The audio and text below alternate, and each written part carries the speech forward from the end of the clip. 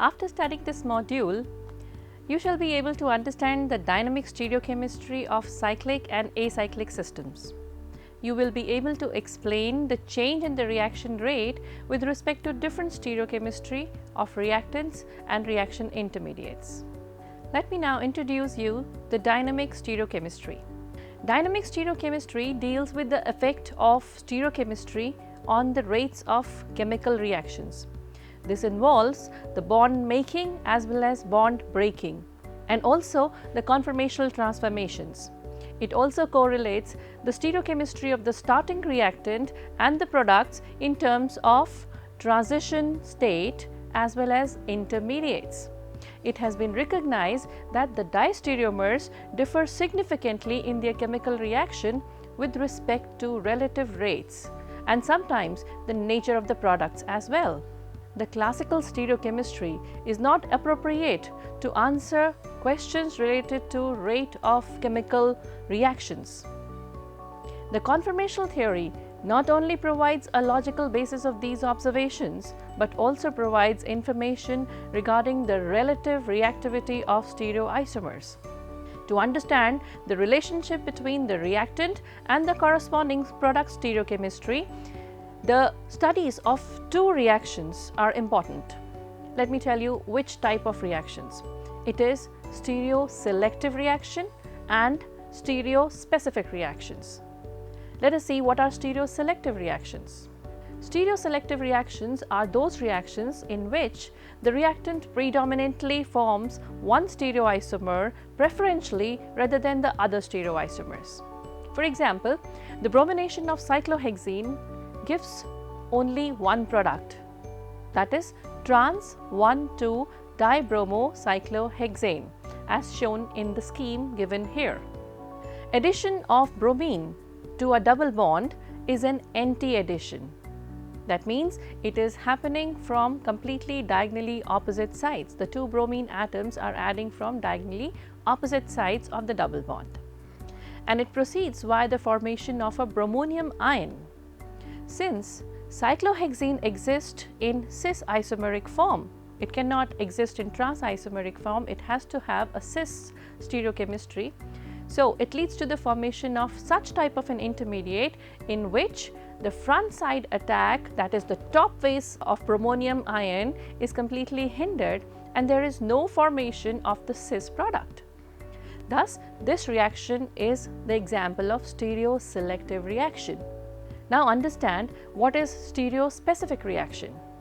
The stereospecific reactions are those reactions in which the reactant can exist as stereoisomers and each of the stereoisomeric reactant on reaction gives a different stereoisomeric product. And these reactions are the results of reaction mechanisms. For example, addition of bromine to cis or trans 2-butene, both of them are stereospecifically trans. That means the addition takes place in a trans manner. For example, let us see the addition of cis 2-butene gives a racemic mixture of 2,3-dibromobutane, while addition to trans 2-butene gives a mesostereoisomer, as shown in scheme in front of you. Hence, these reactions are called stereospecific reactions. Both the isomers are reacting in a very specific way. Cis 2-butene adds bromine either from the top face or from the bottom face to give the bridged bromonium ion. This intermediate is attacked by the other part of the reagent, that is the bromide ion, either via the path A or B as shown in the scheme here, or via the path C or D to give equal amount of enantiomeric pairs called racemic mixtures. On the other hand, the trans 2-butene gives only the meso product. This is also shown in this scheme. Any path will ultimately lead to a meso product. Now, dynamic stereochemistry of cyclic and acyclic molecules. Let us see what happens in their cyclic as well as acyclic system. The cyclic and acyclic molecules undergoes various types of reactions that can be studied for dynamic stereochemistry. One of those important reactions is the substitution reactions. Substitution reactions, you know, are those reactions in which one atom or a group of atoms in a chemical compound is replaced by another atom or a functional group. It can be mainly of three types, that is electrophilic substitution reactions, nucleophilic substitution reaction, or free radical substitution reactions. Let us see now first nucleophilic substitution reactions. In nucleophilic substitution reactions, the strong nucleophile displaces a weak nucleophile in a chemical reaction, and the reactivities between any two reactants will depend on the mechanism they follow to give the product. Do you understand? Now we are actually relating the stereochemistry with the rate of the reaction. So here the rate will depend on the reactivities of the two reactant, and that reactivity will depend on the stereochemistry of the reactant. Now this is also applicable to stereoisomers here, which reacts to give a stereospecific or stereoselective product. For example, in the following reaction where RL, L actually represents here the leaving group, the nucleophile is attacking this RL molecule, whereby the nucleophile gets attached to R and L leaves as L negative. Now L being the leaving group, it can be any leaving group, like it can be bromide or iodide or sulfide or any other, and the nucleophile is one which can be either negatively charged as shown here, or it can be a neutral species which is electron rich. Now the stereochemistry of formation of this RNU, that is nucleophile attached to this R group from RL, depends on the mechanism they took during its formation. The reaction may proceed either by SN1 mechanism or SN2 mechanism based on the type of the reactions involved. Let us see how SN1 will proceed. SN1 actually stands for substitution, nucleophilic, unimolecular. So one stand here for unimolecular. So SN1 proceeds via a carbocation formation. The nucleophile attacks this carbocation. Because carbocation is a planar species and it is a sp through hybridized species, so it can be attacked from each face, either from the top or from the bottom, ultimately leading to complete loss of stereochemistry at the reactive center. This is shown in the following scheme. You can see the nucleophile can either attack from the top face or from the bottom face. Ultimately, both the possibilities are equally probable, so we are ultimately having complete loss of stereochemistry. There is no specificity in this scheme. So the products obtained are with complete 50% retention and 50% inversion. The products are completely non-stereospecific. But in a cyclic system, the mechanism is affected by the axial equatorial positions of hydrogen. For example, in the acetolysis of cis and trans tertiary-butyl cyclohexyl tosylates, as shown in this scheme represented as A and B, you can see the 1,3 diaxial interactions leads to a faster SN1 reaction. Can you see there is 1,3 diaxial interaction in case of cis tosylate, and this is absent in trans tosylate. So in cis tosylate, when the nucleophile is attacking from the back side, this is completely unhindered. So the nucleophile can easily react, and therefore the SN mechanism is faster in case of cis. Whereas in case of trans, there is no 1,3 diaxial interaction, but the incoming nucleophile will be facing that hindrance due to 1,3 diaxial interaction, and hence the rate becomes slower. So in this case, cis isomer, the tosyl group are at the axial position, which has 1,3 non-bonded interaction with axial hydrogens, leading to a faster SN1 than the trans isomer. Let us now study the nucleophilic substitution bimolecular, which means SN2 mechanism. In SN2, it is a substitution reaction which proceeds in a single step, or we can say it is a concerted mechanism. and this proceeds via a formation of penta-coordinated transition state of the carbon atom involved on the attack. So, the carbon atom which is attacked will have a pentavalent transition state. Now, this sp3 hybridized carbon atom in the react where the bond breaking has to occur, the bond formation takes place simultaneously, giving you a 5 or penta-coordinated transition state. And this, both the bond breaking as well as bond forming is happening simultaneously. In this reaction, the rate of reaction depends on both the concentrations, that is the concentration of the reactant as well as the concentration of the nucleophile. Therefore, the reactivity of all those compounds which proceeds through nucleophilic substitution by molecular process depends on the stability of the transition state. The more stable is the transition state, the faster would be the reaction rate. You can see this in the following scheme, and in these cases the nucleophile attacks the substrate from the opposite side to the position of the leaving group, resulting in the inversion of configuration. So, you can see in SN1, because the nucleophile could have attacked from both the top as well as the bottom face, there was no stereochemistry, there was no stereospecificity. But in case of SN2, because the leaving group has not yet departed, but the attacking group has already started to form the bond with the carbon center. So, here we will only have the backside attack leading to complete inversion of configuration as shown in the figure. Now, in case of cyclohexane derivatives, the SN2 reaction involves a transition state in which the penta-coordinated carbon atom to which the leaving group is attached and the incoming nucleophile are partially bonded as shown in the figures here. The main interaction is between the nucleophile and the two axial hydrogens and between X and the two axial hydrogens in figure 2. So, for the trans and cis isomers respectively. Now, if the nucleophile is bulkier than X, the transition state in figure 1 will be of higher energy, because the nucleophile has to come always from the back side of the X. So, if it is bulky, this is going to face the 1,3 diaxial interactions. So, it is of higher energy than the transition state in figure 2, and the equatorial isomer react at a slower rate.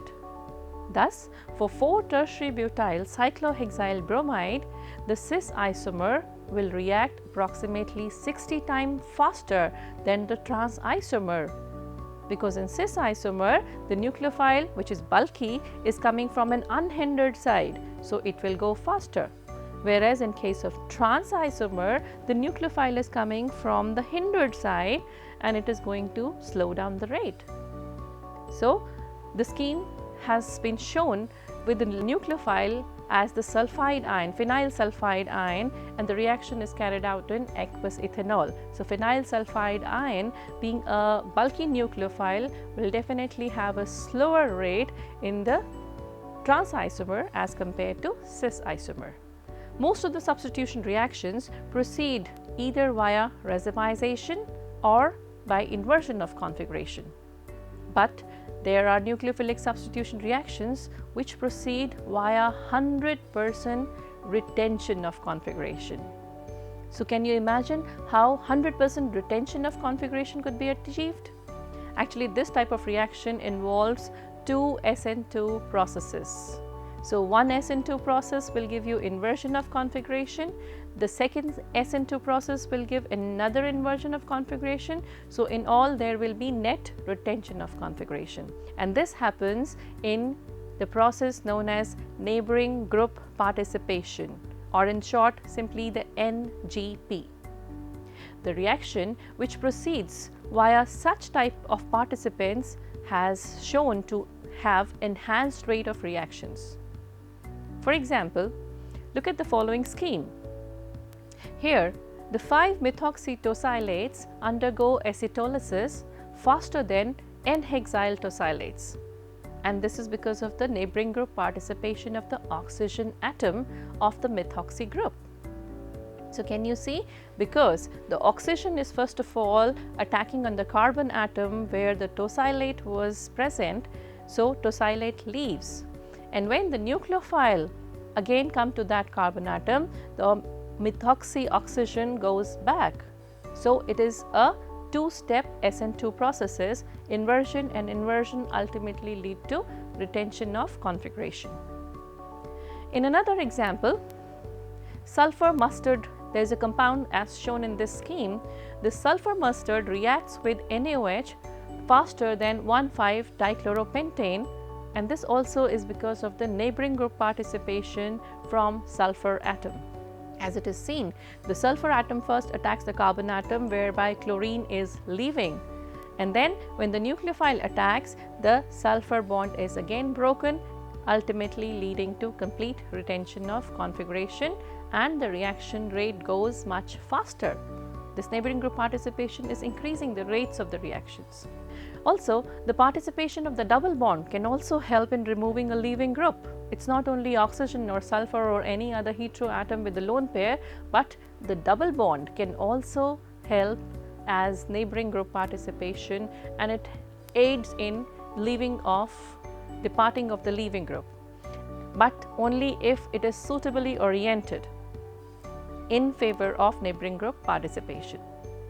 Let us see, for example, the relative rates of acetylysis of the three norborane derivatives as shown in this figure in A, B and C. These are different tosylate or norborane derivatives. The N-T-tosylate, which is represented by B, reacts 10 raised to the power 11 times faster than the norboronyl tosylate A, which provides the double bond participation in the form of neighboring group participation to form the non-classical carbocation, which only react to form the right hand side, giving an acetate having the complete retention of configuration.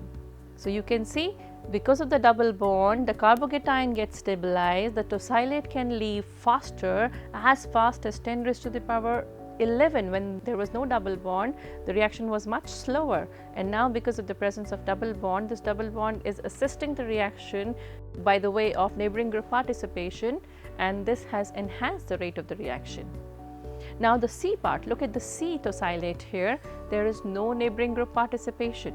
Why? Because the tosylate and the double bond are present in the same direction, so it cannot have enchimeric assistance. But this C, the syn isomer, it dissociates without enchimeric assistance into homoallylic carbocation as shown in the following scheme. And this homoallylic carbocation rearranges to give you an allylic carbocation and ultimately leads to the formation of the bicyclic product D. This reaction is also 10 raised to the power 4 times faster as compared to the reaction of tosylate A. And this faster reaction can be attributed due to the sigma bond electron participation. It is not the double bond, but the sigma bond electron participation. Now, this kind of double bond participation or neighboring group participation is also seen or observed in phenyl rings. The pi bond of the phenyl ring also participate in neighboring group participation to form an intermediate phenonium ion, that is phenyl carbocation. The 2s, 3s, 3o, 3-phenyl 2-butyl tosylate as shown in this scheme on solvolysis in acetic acid gives 96% of the racemic mixture of the 3O acetate. Now, the remaining 4% is erythroacetate, and this was formed by direct SN2 reaction. So, the 96% product is obtained by the neighboring group participation of the phenyl ion, and the 4% is obtained by the direct SN2 reaction. Whereas the erythroisomer, that is 2R3S, on similar treatment gives only the erythroacetate as shown in this figure. So you can see the phenyl ion is also participating in the neighboring group participation and enhancing the depart of tosylate ion, and thereby increasing the rate of the reaction and also affecting the final outcome of the reaction. So now you have understood the stereochemical aspects or the effect of stereochemistry or dynamic stereochemistry on the substitution reactions. Now let us move on to elimination reactions and see how this dynamic stereochemistry also affects the elimination reactions. You know that the stereochemistry of three types of elimination reactions, which you have already studied, I think. These reactions are E2 elimination, cis elimination, and the third one is 1,4 elimination. Let us study these one by one. In E2 elimination, the E2 elimination reaction is also known as the bimolecular elimination reaction. So in this case, the rate determining step will involve an interaction between the two species, a reactant and a reagent, or maybe both the reactants. For a reaction between an alkyl halide and a base, as shown here, the rate determining steps involves an interaction between the base as well as on the alkyl halide, and the reaction takes place in a concerted way. That means the abstraction of the proton by the base and the departure, or we can say the X being departing at the same time when the base is abstracting the proton from the carbon, ultimately leading to the formation of C double bond C, that is alkene. Now this simultaneous removal of the proton by the base and the loss of leaving group X for the formation of the pi bond takes place in E2 mechanism. This E2 mechanism is somewhat you can say very similar to the SN2 mechanism, where the two things were happening at the same time in a concerted way.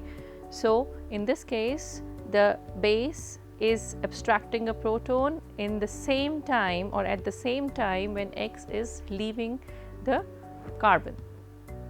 So this mechanism of the reaction can be represented in this way as shown in the following scheme, wherein an alkyl halide is attacked by a base. The base is abstracting a proton from completely an opposite, diagonally opposite side from which the leaving group is departing.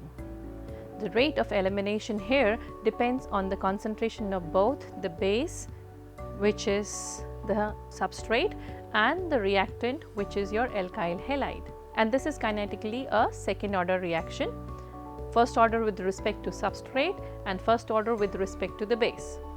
Thus, in the rate expression, both the substrate, which is an alkyl halide, and the base are involved, and it can be written as rate is equal to some constant K into the concentration of alkyl halide into the concentration of the base. In this E2 elimination reaction, it was observed that the dehydrohalogenation is an anti-elimination. Okay, so the base is abstracting the proton from one side and X is leaving from the diagonally opposite side. In this case, if we start from erythrohalide, it was observed that this erythrohalide only gave the Z alkene, whereas the triohalide gave only the E alkene. So you can determine the stereochemistry by understanding the mechanism of this elimination reaction. Now let us understand cis elimination. The cis elimination usually takes place by pyrolysis. Pyrolysis means the breaking of bond by application of heat. The pyro means heat. So the pyrolysis of esters, let us say for example acetate ester, or let us say methyl xanthate ester, that takes place via cis elimination as shown here in this figure, ultimately leads to the formation of alkenes. And this happens via a cyclic transition state, whereby the oxygen atom of or the carbonyl group of the ester attacks the hydrogen in a cyclic form, ultimately forming a 6-membered ring. As you can see in this figure, there is a 6-membered ring transition state that is happening due to the abstraction of proton by the carbonyl oxygen atom from the carbon atom which is leaving its electron pair to form a carbon double bond carbon, ultimately giving you an alkene. So, in this cyclic system, like let us say cyclohexane system, the axial equatorial alignment also plays an important role. Let us see in cyclohexane, for example, pyrolysis of both the cis and trans isomer of cyclohexane derivative, they gave the same product. As you can see in this reaction, the 1-para-alkyl sulfonyl 1-cyclohexene is the final product. Either we start from trans compound or we start from the cis compound, the product in both the cases are same. The trans compound undergoes cis elimination, whereas the cis compound undergoes trans elimination, and that is why the product is same. So, this is what is happening when you are having different reactions or different reactants with different stereochemistry. They ultimately give you a different mechanism, and that will determine what will be the stereochemistry of the product. Now let us see 1,4 elimination reaction. This is also known as fragmentation, whereby we are eliminating the small group and leading to the formation of an alkene or a double bond in the final product. This is also an example of Grob fragmentation. The Grob fragmentation has strict bond geometry requirements. That means there has to be proper orientation for this elimination to occur. This is stereospecific towards the double bond formation, and it happens most easily when the reactant is conformationally locked in 1,3 difunctionalized compounds. As you can see in the following scheme, the breaking of CX bond and the CC bond are aligned in an anti-periplanar stereochemistry. When the CX bond is breaking and the bond between OH is also breaking because the base is abstracting the proton, and the C double bond C bond, as you can see it is a highlighted bond, this has to be anti-periplanar, and this reaction ultimately leads to the ring opening only if this kind of stereochemistry or the proper reactant orientation is present. So, let us summarize what we have learned in this module. First of all, the dynamic stereochemistry, we have understood what this term actually means. This dynamic stereochemistry deals with the studies of effect of stereochemistry on the rate of chemical reactions. The dynamic stereochemistry is based on stereoselective reactions and stereospecific reactions. The reactions are explained by taking the examples of substitution as well as elimination reactions. In the nucleophilic substitution reaction, the reactivities between any two reactants depend upon the mechanism they follow to give the product. And this is also applicable to the stereoisomers, which reacts to give a stereospecific or stereoselective products. Similarly, in E2 elimination reactions, it was observed that the dehydrohalogenation of the erythrohalide gave only Z-alkene, whereas the threoisomer gave only the E-alkene. The cis elimination usually takes place by pyrolysis, and the pyrolysis of esters like acetate ester or any other ester takes place by cis elimination, leading to the formation of olefins, and this go via a cyclic transition state formation. And lastly, the 1,4 elimination, also known as Grob fragmentation, has strict bond geometry requirements. Only then this elimination will take place.